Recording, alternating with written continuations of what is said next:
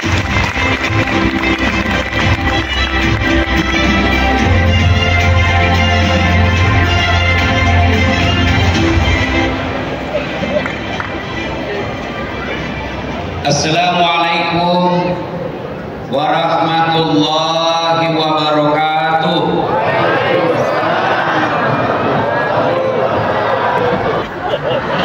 Selama kau pegang HP-mu, pasti kau tidak perhatikan saya. Ibumu yang pegang HP, saya doakan suamimu kawin lagi. Disimpan itu HP-nya. Kita mau rekam Ustaz. Kalau ibu yang rekam gambarnya tidak jernih, kalau ibu yang rekam suaranya tidak jelas, tapi kita mau dengar Ustaz. Tuh ada kamera, ada juga kamera saya bawa. Tapi kau bawa pulang kamera Ustaz, gampang, buka YouTube. Jangan lupa like and share. Ya kenapa saya sedus ini? Simpan HP ya, simpan. Bisa? Bisa? Bisa. Dan janganlah kau ikuti langkah-langkah setan, karena sesungguhnya setan itu musuh yang nyata bagi kalian. Hei, anak muda, jangan kau musuhi polisi. Hei, pernah kau bayangkan bagaimana seandainya polisi tidak ada di Indonesia? Motormu hilang, siapa mau cari? Polisi. Pak Imam, Pak Imam aja hilang motornya. Ibu-ibu, dan aku diserobot, siapa mau cari? Polisi. Makanya jangan musuhi polisi. Pun kalau ada di jalan, kau melanggar, kau udah lihat ini rambu-rambu. Saya lihat Pak. Kenapa kau melanggar? Saya udah lihat Bapak. Kenapa kau udah lihat saya? Bapak sembunyi di tikungan. Saya tilang kau. Surat-surat lengkap Pak. Kenapa kau tilang? Kau pembohong. Maksudnya apa? Jaketmu Honda, motormu Yamaha. Itu polisi film India, bukan polisi Indonesia. Kalau polisi Indonesia mengayomi, melayani, dan melindungi masyarakat.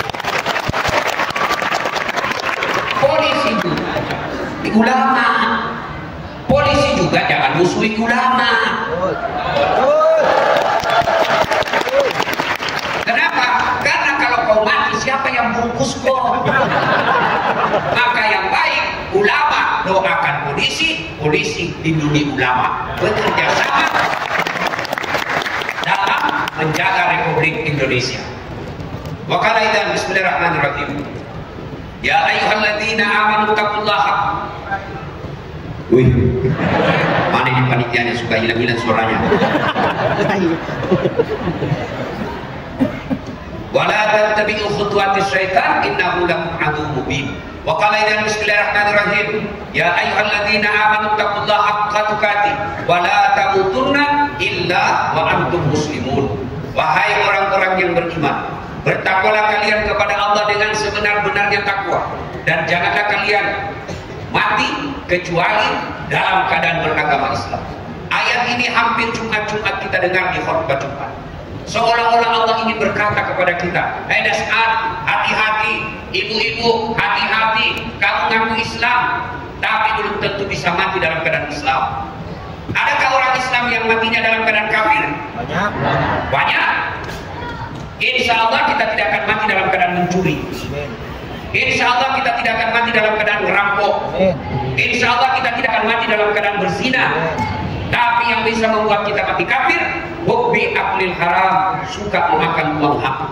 Satu di antaranya menerima.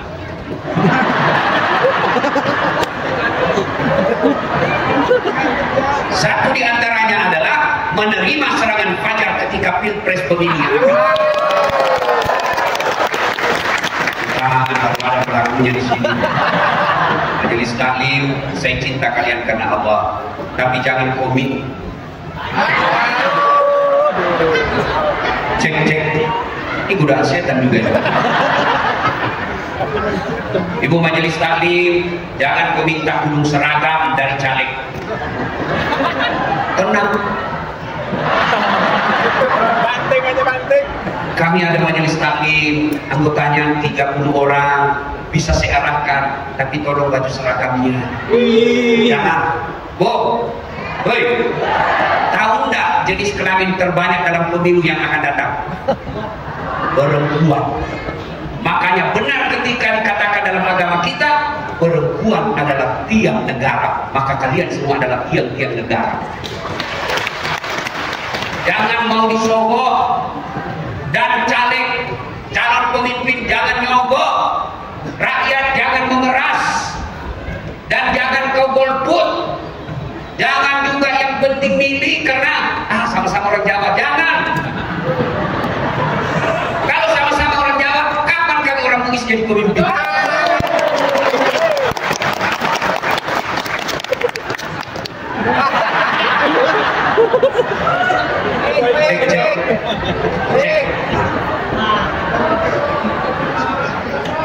Hanya usah orang Jawa bukan itu.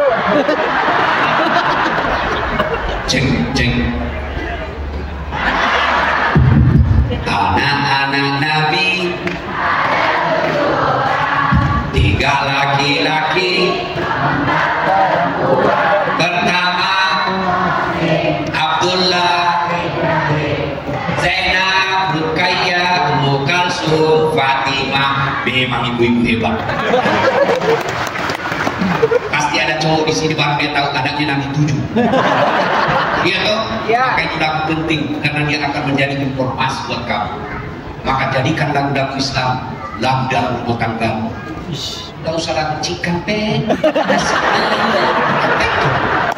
Belum. Ya.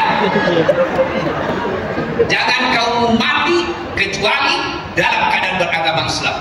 Ayat ini seolah-olah ingin mengatakan, hati-hati kalian, kamu ngaku Islam tapi belum tentu kau mati dalam keadaan Islam. Maka yang bisa membuat kita mati kafir, hubbi aklil haram, suka memakan makanan haram. Satu di antaranya adalah memakai gas LPG. Orang mampu belinya subsidi. Ini lagi ibu-ibu yang banyak. Giliran beli gas dia cari yang subsidi. Padahal pakai cincin berlian, pakai emas. Kalian makan bukan hakku, haram. Termasuk saudara-saudaraku, jangan kau salah memilih tempat berbisnis. Inilah tujuannya acara ini hadir, untuk mengajarkan kepada kalian bagaimana berbisnis sesuai dengan syariat. Wa qala bismillahirrahmanirrahim. Innallaha wa malaikatahu yusalluna 'alan nabi ya ayyuhalladzina amanu sallu 'alaihi wa sallimu taslima. Sesungguhnya Allah dan para malaikatnya bersalawat kepada Rasulullah Muhammad sallallahu alaihi wasallam. Maka wahai orang-orang yang beriman, bersalawatlah kalian kepada Rasulullah dengan sebaik-baik salawat. Suatu kali Nabi melihat ada malaikat 1 juta jari-jarinya.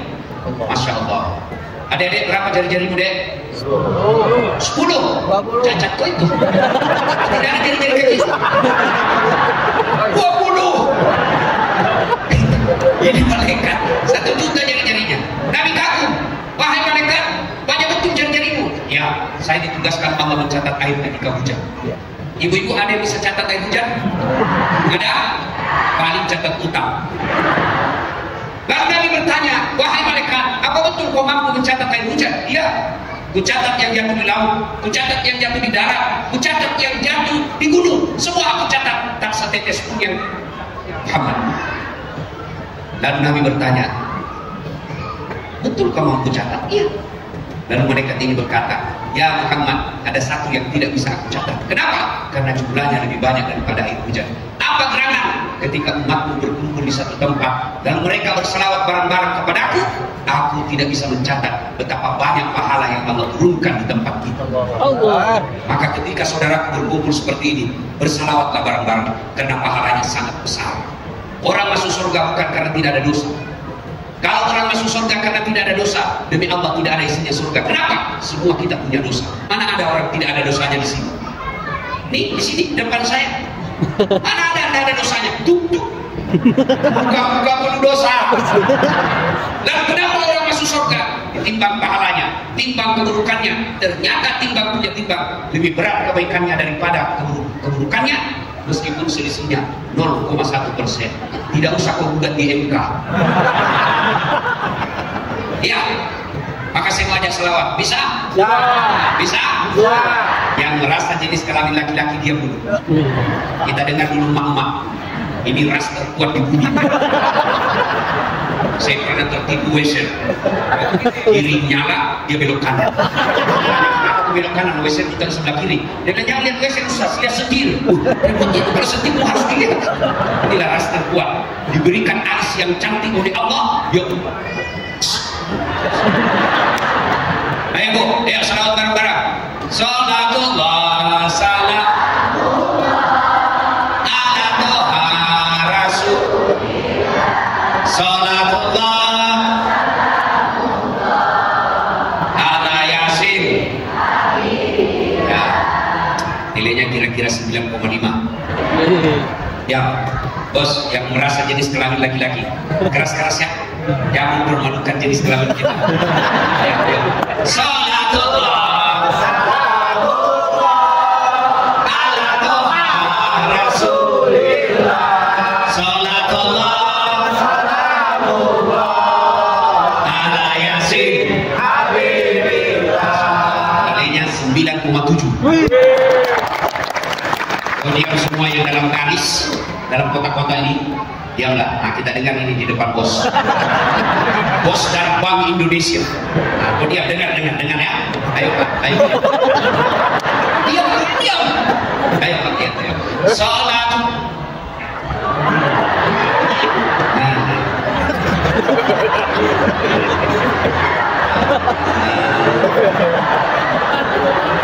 Sud ya sud. Terus Pak. Nilainya 9,9. Kenapa? Ada yang undang saya. Kalau saya kasih nilai kecil juga honor dikasih saya. Allah. Bu, saya pernah terima honor di amplop naik mobil. Begitu saya naik mobil, saya tarik itu amplop dari kantong. Ternyata isinya susunan acara. Salah kasih ini. Isinya dia kira amplop honor, ternyata susunan acara. Dia telepon saya, mohon maaf Pak Ustaz, saya salah kasih. Saya cepat-cepat sebelum saya sampai di rumah. Nanti ditunggu Mama Ece, ternyata mau kasih susunan acara.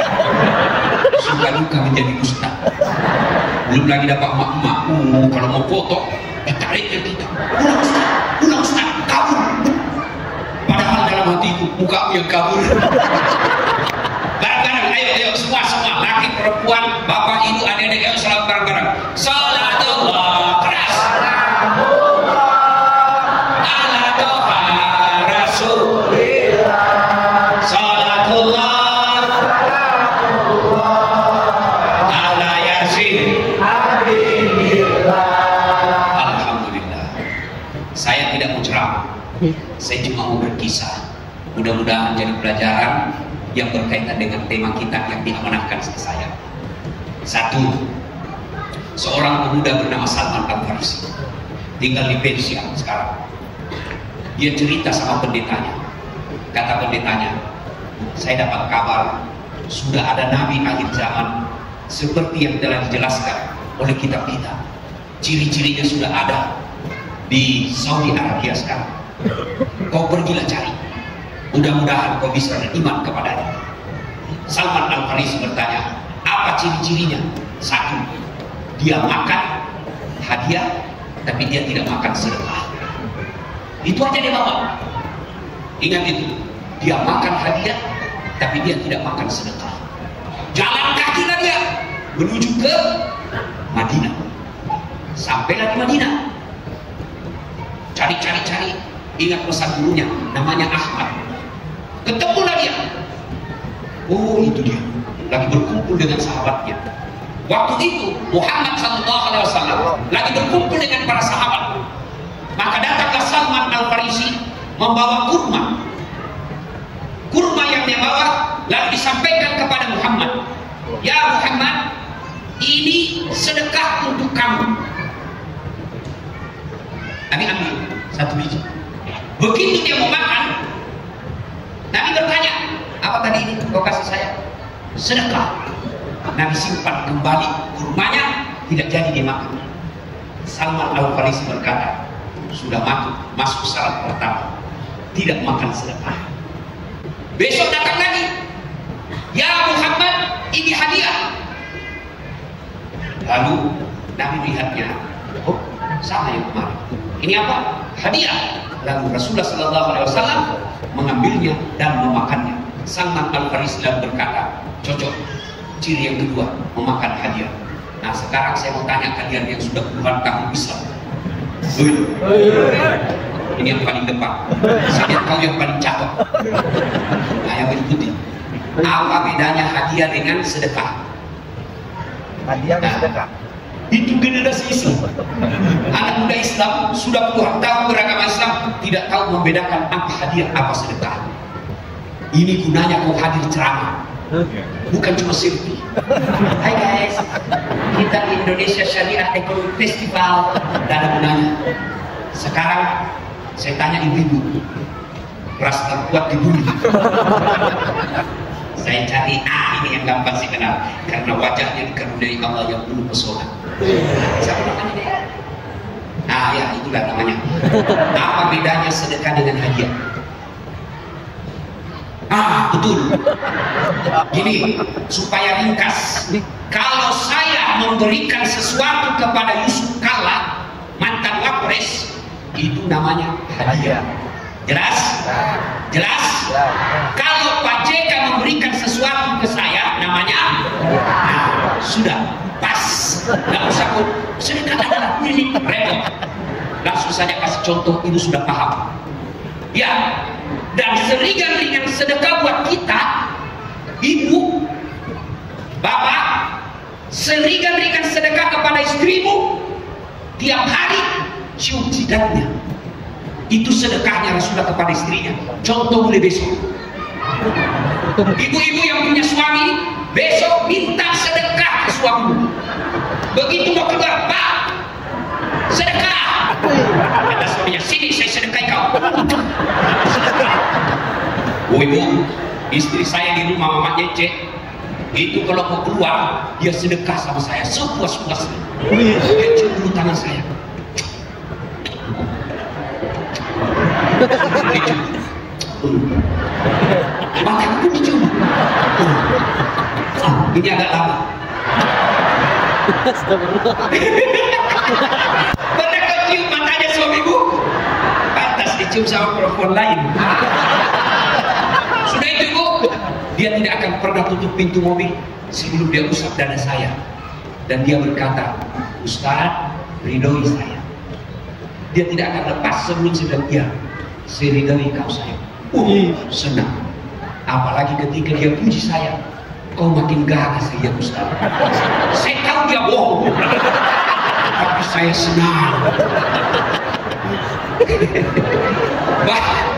Maka mulai besok mintalah sedekah.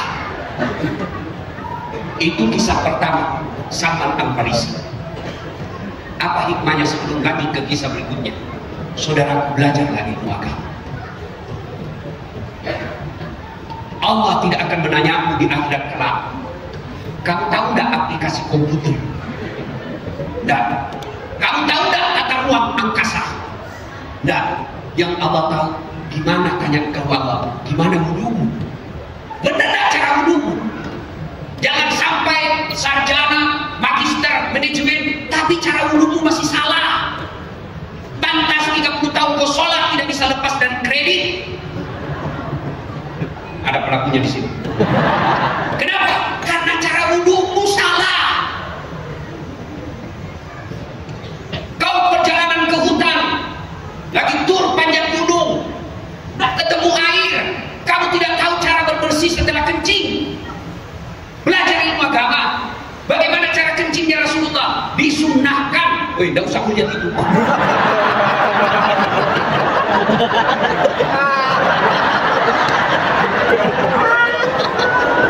Kok kira enak jadi penceramah? Nah, dia bilang juga, kok kira enak jadi pendengar? Kenapa bapak-bapak bisa enak di sini? Ada yang ceramah, maka bapak tenang ibu.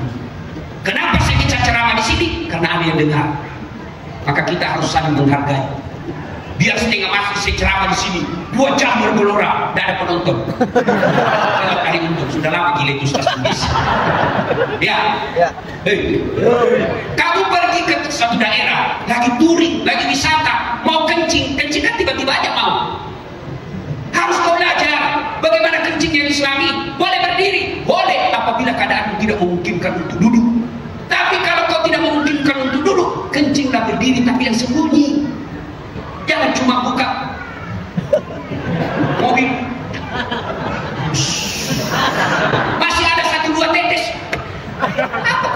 cantik. Yang pertama ini urusan laki-laki. Dan apa air Ustaz? Kau belajar bagaimana kalau tidak ketemu air? Maka agama mengajarimu kau ambil daun 3 lembar. Caranya apa? Ada caranya. Tata caranya memakai daun. Cara gosoknya ada caranya. 1, ambil daun pertama gosok ke bawah. Jangan kasih lihat ibu-ibu. Ambil daun kedua, gosok ke atas. Ambil daun ketiga, gosok lagi ke bawah. Jangan gosoknya begini. Karena kotor, jangan kasih lihat ibu. Jelas? Hei, wudu, jangan kau wudu seperti orang yang tahu ilmu agama. Wudunya sambil menyanyi.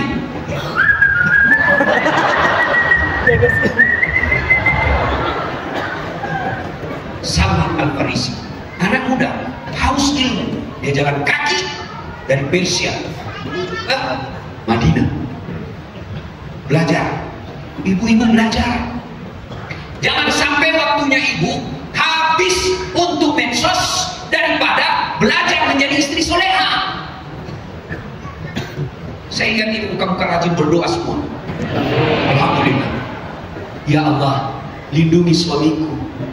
Ya Allah, rahmati pekerjaan kami. Tapi di mana dia berdoa? Medsos. Sibuk betul itu Tuhan mau baca medsos.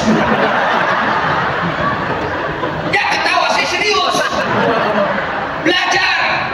Ustaz, saya berdoa Ustaz. Kenapa doaku tidak dikabulkan? Karena kau tidak tahu cara belajar berdoa. Berdoa itu bukan menghafal. Doa itu curhat. Kalau itu menghafal, nanti bingung malaikat. Lain di hati, lain di bibir. Padahal doa yang dibaca dalam hatinya, Allah lindungi suamiku. Tapi doa yang dia baca, ya Allah, bingung mereka. Maka doa itu tidak harus bahasa Arab. Boleh pakai bahasa Jawa, mangga. Sunda, bahasa Jawa, monggo. Bahasa Inggris, please. Benar. Terserah, saya bukan orang Inggris. Silakan. Bahkan boleh berdoa pakai bahasa isyarat.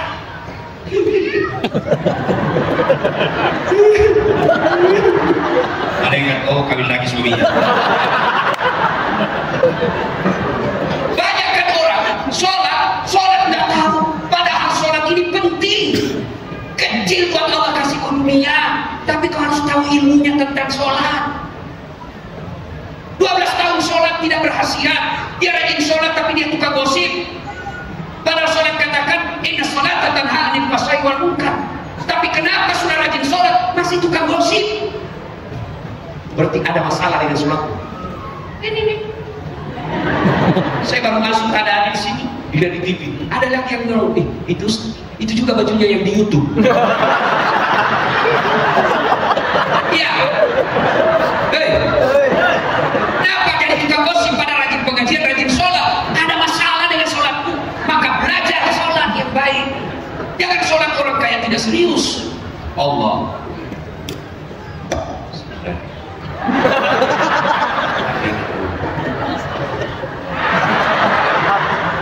Sholat kayak itu alim.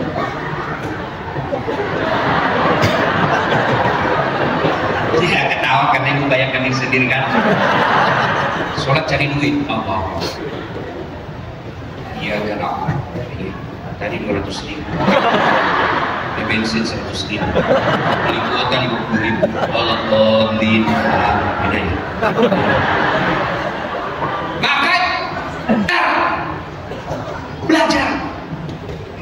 Orang yang rajin belajar dengar firman Allah. Yarfa'illahu alladziina aamanu minkum walladziina utul ilma darajat. Allah angkat derajatnya orang yang punya iman dan ilmu. Mana contohnya?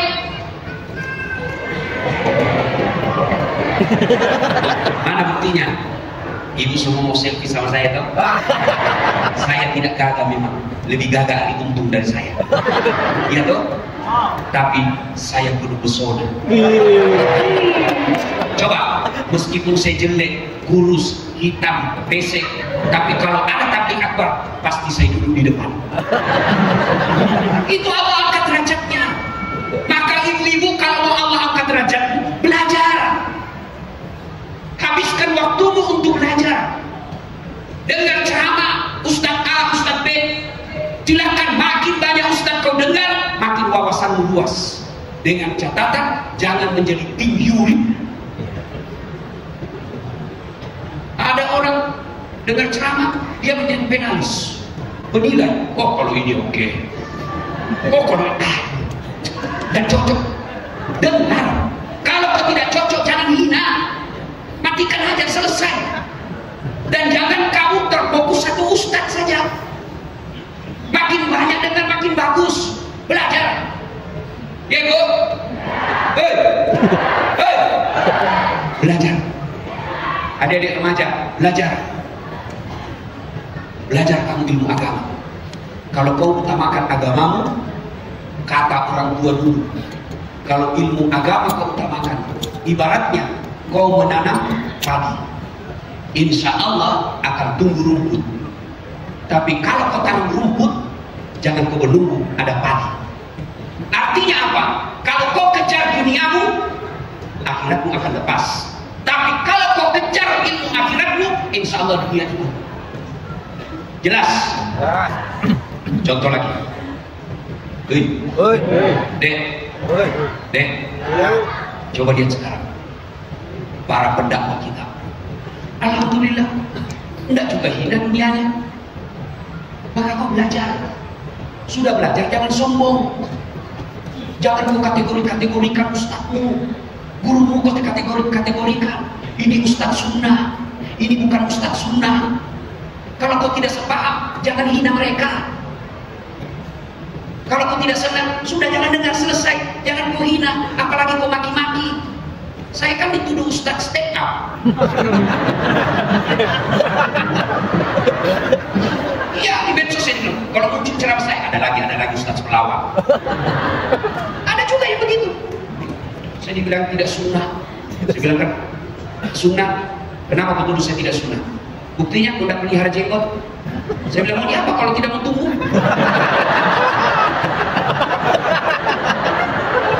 Hei, Bu, belajar. 2, kisahnya Salman Al-Farisi. Dia kan pendatang di Madinah. Ternyata Rasulullah persahabatkan dengan seorang kaya, anak muda juga. Kemudian dia jatuh cinta kepada gadis Madinah.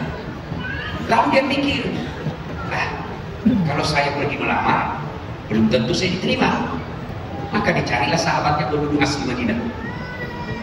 Sini dulu, ya, kau temani saya pergi melamar.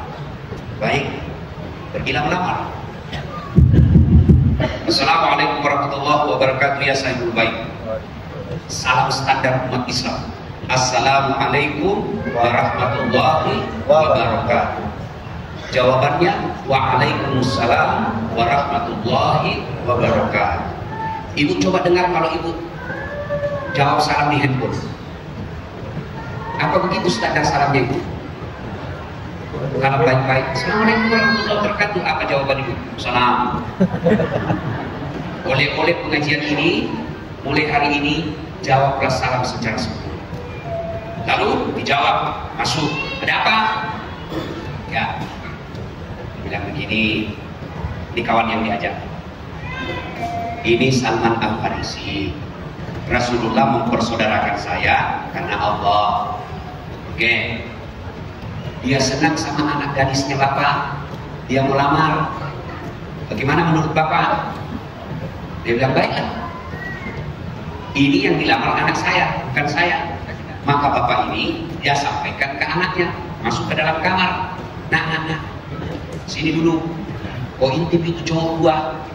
Kau kenal itu yang satu, dia itu orang kaya anak muda di Madinah. Yang satu lagi saya tidak kenal, itu Salman Al-Farisi, sahabatnya.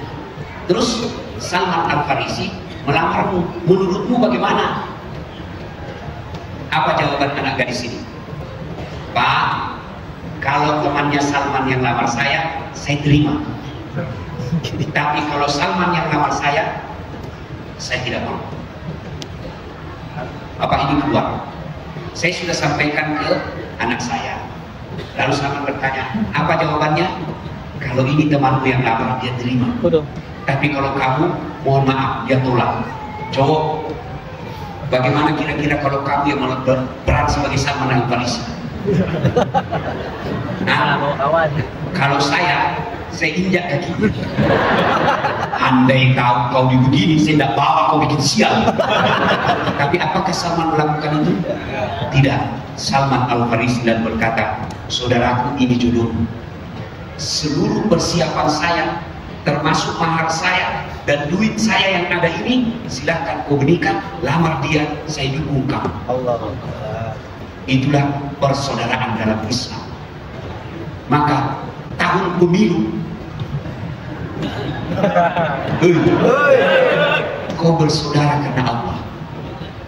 Di padang mahsyar kelak, ketika tidak ada lagi perlindungan, wajah manusia sudah berubah, tidak lagi seperti ini, bisa lebih cakep, bisa lebih cantik, dan bisa lebih hancur. Ada muka, kata Nabi, nanti mukanya seperti ular. Siapa bukan ular? Ini paling banyak di kantor pemerintah. Penjilat. Siap Pak, siap Pak. Oh betul itu Pak, siap. Ini kalau aja sudah berenang ini Pak. Siap. Nanti mukanya seperti ular. Ada juga yang anjing. Siapa bukan anjing? Mereka yang disogok dan menyogok. Ada juga yang mendahului imam. Bagaimana modelnya? Mukanya seperti kuda. Ada juga yang suka nanti mukanya seperti tikus. Siapa bukan tikus? Yang ditayangkan dikasih baju orange. Korupsi. Koruptor. Saat itu tidak ada perlindungan kecuali datangnya dari Allah. Subhanallah. Saya sebelum masuk ke sini parkir dulu. Tertulis ruang VIP. Apa boleh semua masuk? Tidak. Apa boleh semua masuk? Tidak. Ibu-ibu parkir di luar. Panas, gabung sama orang, parfumnya campur antara bau matahari dengan bau parfum. Tapi ruang VIP dilayani secara khusus. Begitu juga pada masa kelak, ada 7 golongan orang yang diberikan perlindungan, di mana pada saat itu tidak ada lagi perlindungan. Satu di antaranya, mereka yang bertemu dan berpisah karena Allah. Maka Salman Al-Farisi, insya Allah masuk dalam golongan itu kelak. Kalian pun punya hak untuk masuk di situ. Syaratnya satu di antaranya, bersahabatlah kalian. Ada lagunya Umar Ahmad tentang sahabat. Mencari teman memang mudah, apabila untuk teman suka. Mencari teman tidak mudah, apabila untuk teman duka. Cukup belum dijelaskan lagi. Banyak teman di meja makan, teman saat kita senang, tapi depan pintu penjara, di sana tiada teman. Lagunya Omel Ramai memang top, ada nasihat. Tapi lagunya ibu-ibu sekarang apa?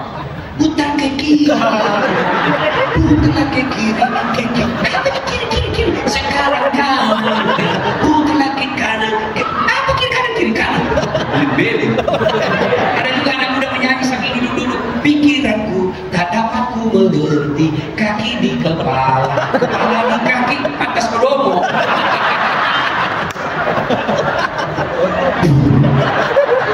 Atas kamu doang, kepala aku simpan di kakimu, kakimu di kepala. Ya, maka ganti lagi. Lama-lama saya diganti. Dia cerewet betul terus. Bu, hati-hati bertetangga. Hati-hati milih sopir. Hati-hati milih ajudan. Kita lihat di medsos, ibu-ibu selingkuh dengan sopirnya. Ada bu?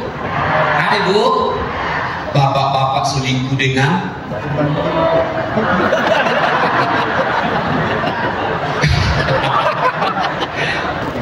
ada bapak-bapak selingkuh dengan pensiun kan? Diprotes apa? Kau kami tetap sama dengan diprotes sama istrinya. Pak, biasanya kalau kau mau pergi kerja kau cium jidat. ini sudah hampir 2 minggu tidak pernah lagi kau cium saya. Dalam hati suami. Dalam hati suaminya berarti siapa saya cium selama? Ternyata.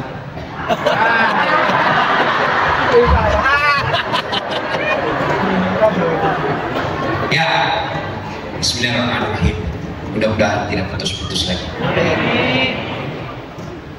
Bu, ada anak-anak kita yang sering kelompok belajar. Ternyata anak kita salah memilih teman. Akhirnya apa? Teman yang dia dapat alasan kelompok belajar ternyata berzina di rumah. Ada begitu? Ada. Ustaz kok tahu? Banyak yang curhat sama saya. Hati-hati milih teman. Teman bisa mengajak kepada kebaikan. Bagaimana memilih teman? 1. Seumpama ada 2 sahabat. 1 bagus agamanya, 1 buruk akhlaknya tapi banyak duitnya.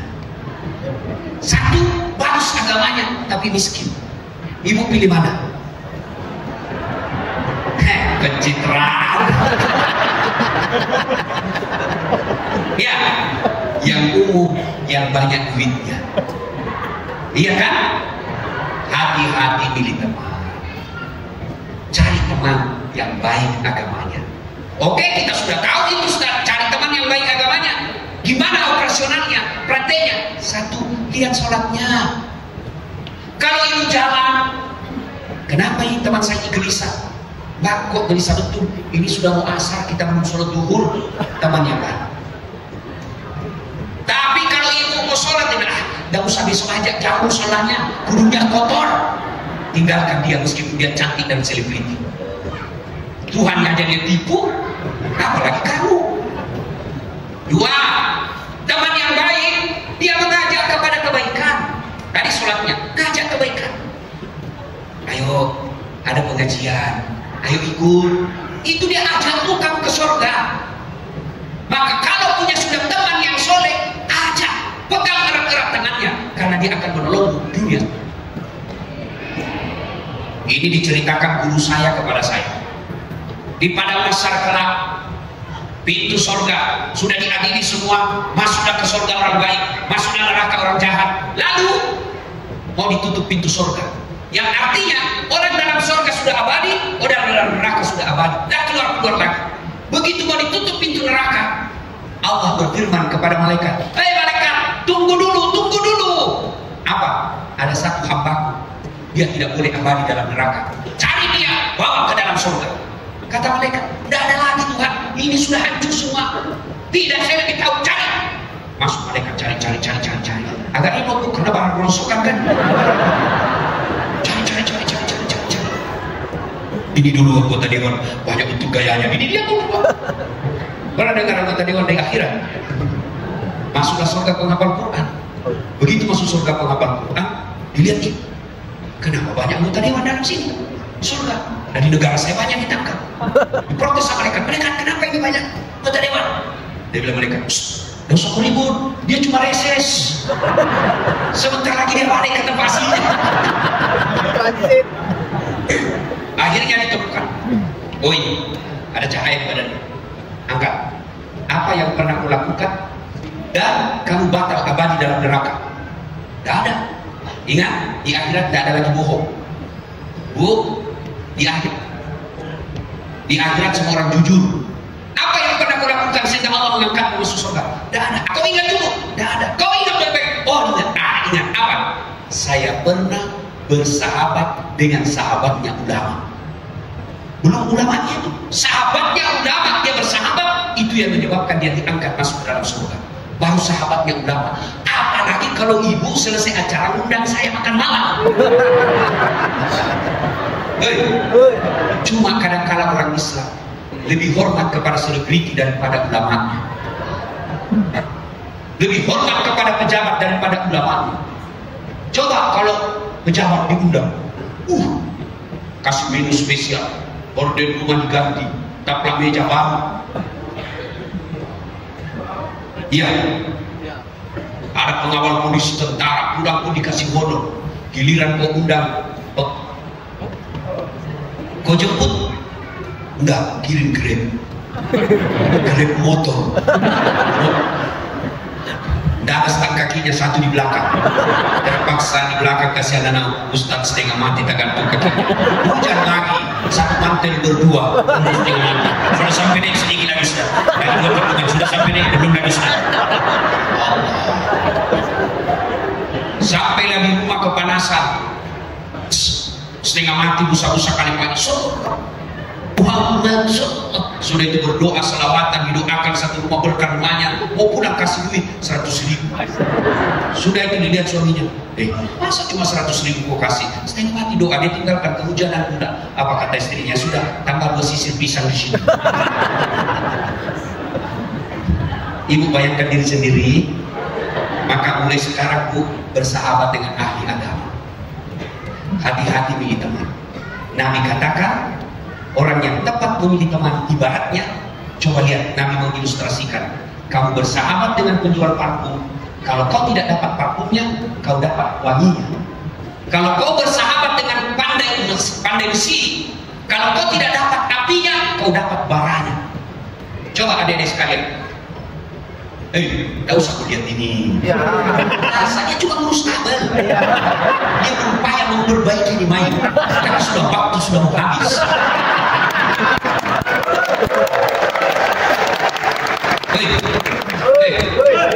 Anggaplah kalian jalan sama saya. Begitu masuk waktu sholat, dek, cari waktu sholat. Sudah masuk waktu sholat, cari masjid yang lain parkirnya dan tempat duduknya nyaman. Ya kan? Ya. Tidak mungkin begitu saya masuk satu mobil sama kamu, dek, di mana panti pijat yang bagus? Ustaz Giliberi. Iya.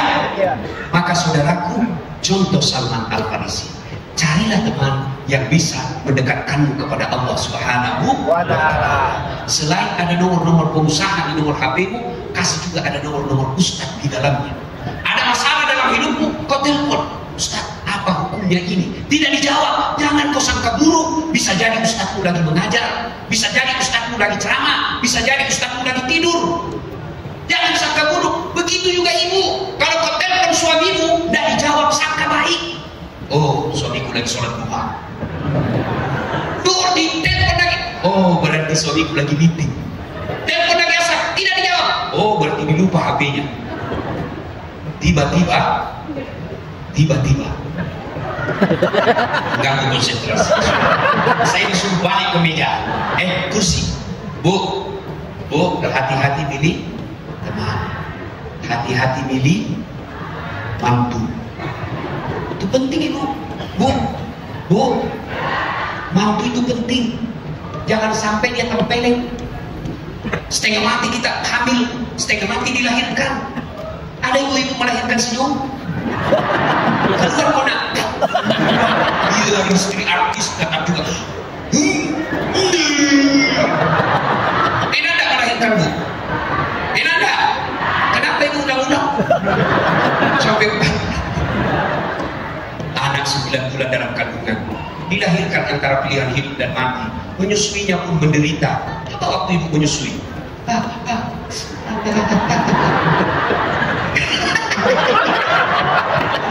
Apa ketika digigit kau tinju? Gigit saya. Lepas siang anaknya, malam. Ya, setengah mati kita susui, setengah mati kita didik, kita kasih makan halal. Karena ibu bapaknya sak anaknya, akhirnya apa?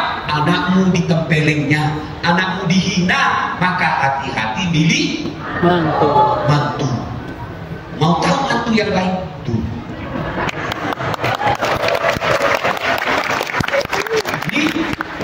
Baik juga, tapi saya sudah ada istri. Ada curhat Ustaz, meninggal suamiku. Ada kado-kado apa nendang jiwa. Saya kira udah, saya layani WhatsAppnya. Lama-lama dia bilang, Ustaz, maukah Ustaz menjadi imam dalam hidup? Maaf ibu, saya bukan imam, saya penceramah. Ya, hati-hati milih teman, hati-hati milih mantu, hati-hati milih sopir, hati-hati milih pembantu, karena mereka akan ikut berpengaruh terhadap karakter kita. Itulah Salman Al-Farisi. Masih ada waktu? Tanya. Terus. Masih ingat? Terus. Kisah ketiga. Terjadi perang. Namanya perang Khandaq atau perang Farid. Farid atau Farid ya? Farid. Farid atau Farid? Nah, ibu mengerti kan? Yang saya maksud ibu gali. Nah, kalau Farid manusia, Farid. Nah, dari tadi saya bilang Farid.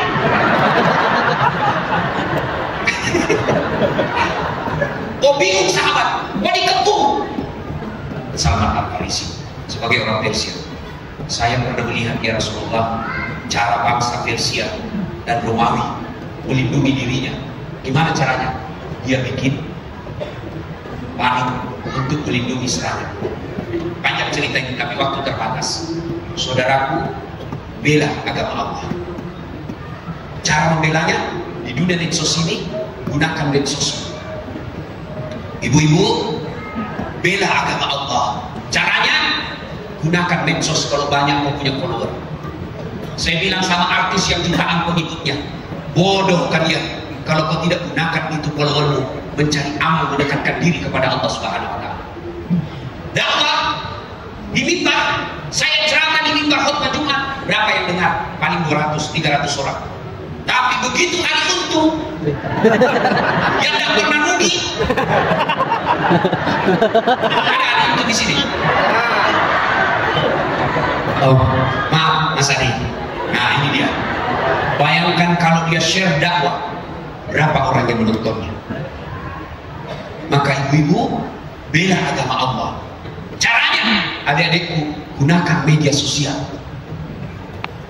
Jangan kau jadikan media sosialmu memudahkan dirimu masuk surga, masuk neraka. Pegang kau punya handphone, jadikan handphonemu sebagai senjata membela agama Allah. Ibu-ibu, tidak pandai bermedsos, bela agama Allah. Didik anakmu menjadi senjata Islam yang akan datang, bukan untuk perang, tapi dia gunakan kecerdasannya membela agama Allah. Ibu, kalau ibu meninggal siapa doakan? Nah, suami kawin lagi. Dia dengar lah istri saya ceramah ini. Nah istri saya itu dia tungguin juga ceramah saya. Ustaz, jadi kalau saya duluan meninggal, Ustaz mau kawin lagi. Sebelah sini saya. Ku peluk dia baru menyanyi. Bila kamu di sisiku, hati rasa cabi. Oh senyum-senyum juga. Saya bilang sayang dengar baik-baik ya. Jangankan kau meninggal, kau hidup saja. Aku tahu. Saya selalu berpikir kawin lagi. Apalagi kalau kau sudah mati. Paham? Oh, Mas Ari ada ibu-ibu datang. Dia mau membela sesamanya ibu-ibu. Ustaz, jelek betul sifatnya itu tetangga. Kenapa ibu? Masa? Baru 3 bulan istrinya meninggal, belum lagi kuburnya kering, dia kawin lagi. Oh iya ibu, itu tetangga saya, masih hidup istrinya dia kawin. Saudaraku, kalau anda meninggal, siapa yang doakan? Anak. Temanmu? Anak. Kalian punya grup WhatsApp semua kan? Punya. Coba lihat kalau ada teman meninggal, ketik doa saja dia malas. Apa dia kirim? Stiker. Al-Fatihah. Dia tidak baca stiker aja dia kirim. Maka saudaraku, ibu-ibu terutama, didik anakmu. Itulah jihadmu seperti Salman Al-Farisi tokoh muda. Didik anak. Demi Allah, bapak ibu merantau ke Malaysia, tidak nyaman di Malaysia, ada pilihan? Ada. Balik lagi ke Jawa, mangan orang mangan, yang penting bubur. Saya pegawai negeri, tidak disenang sama pimpinan saya, ada pilihan? Ada. Apa? Pensiun dini. Selesai. Pilpres. Karena saya punya calon, ada pilihan? Tiara puluh 5 tahun. Lawan lagi yang akan datang. Masih ada pilihan. Ketika kau di dunia menderita, masih ada pilihan. Tapi kalau kau masuk kubur, ini muka-muka sakaratul maut. Mau kemana pasti mati. Nah, ibu masuk kubur ada pilihan. Tidak nyaman. Wih, mungkar nakir, bulan dulu deh. Pun kalau itu di satu komplek pilihan. Dan kata Nabi pada saat itu satu yang bisa menolongmu, doa dan anak-anak soleh. Ibu, berat ibu jadi penghafal Quran sekarang. Usianya sudah 50 tahun, agak berat. Kenapa? Cicilan, suami nakal, anak nakal, tetangga bejat, ini mudah semua di otak. Agak susah menghafal. Maka ibu tidak usah menjadi hafizah. Caranya apa?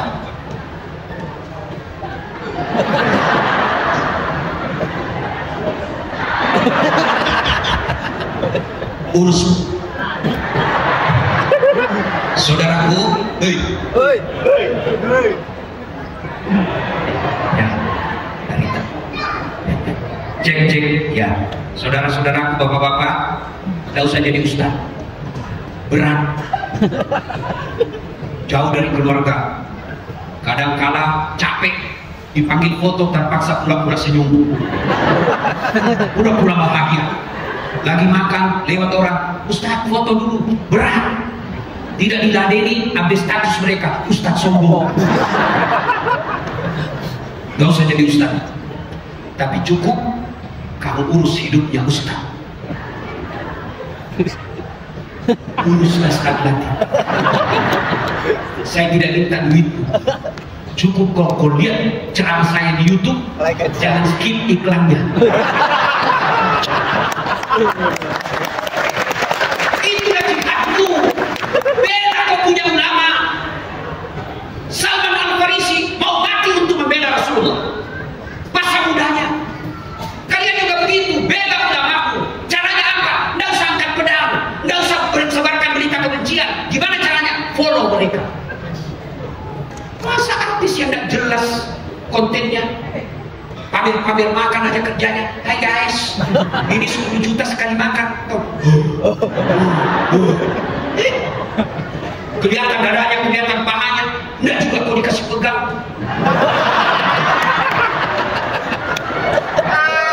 Dikasihnya kayak kesurupan. Followernya berapa? 10 juta.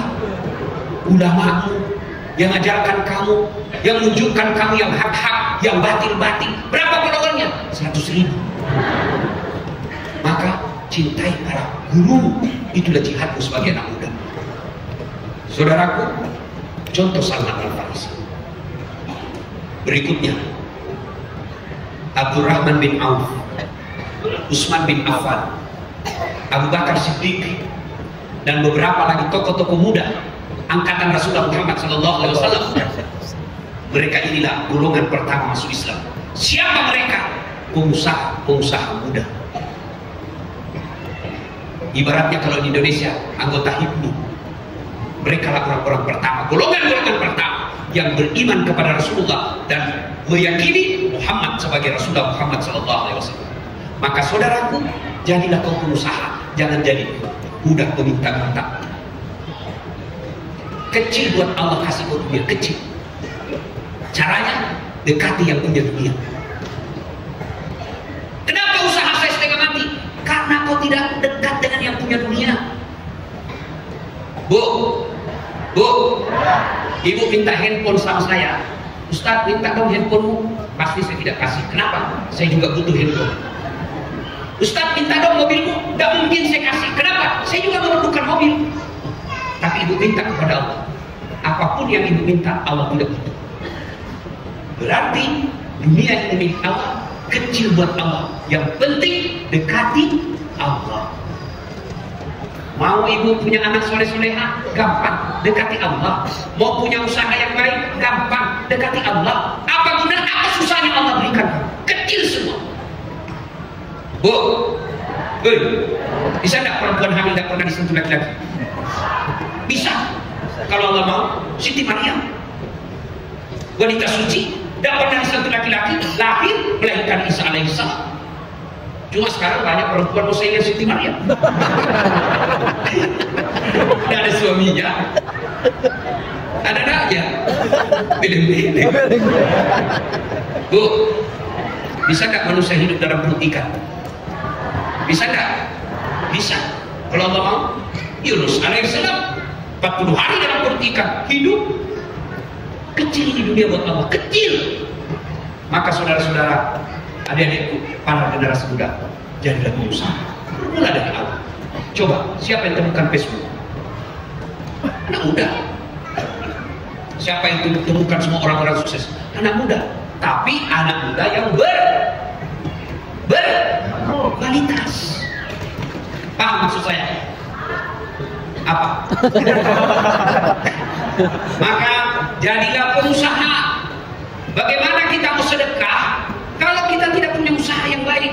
Jadi pengusaha. Ibu-ibu bantu suami mencari nafkah dengan catatan jangan keluar rumah. Gimana caranya? Ada sekarang. Saya tidak tahu di komplek ini. Kalau saya di komplekku malam itu sudah sharing di grup.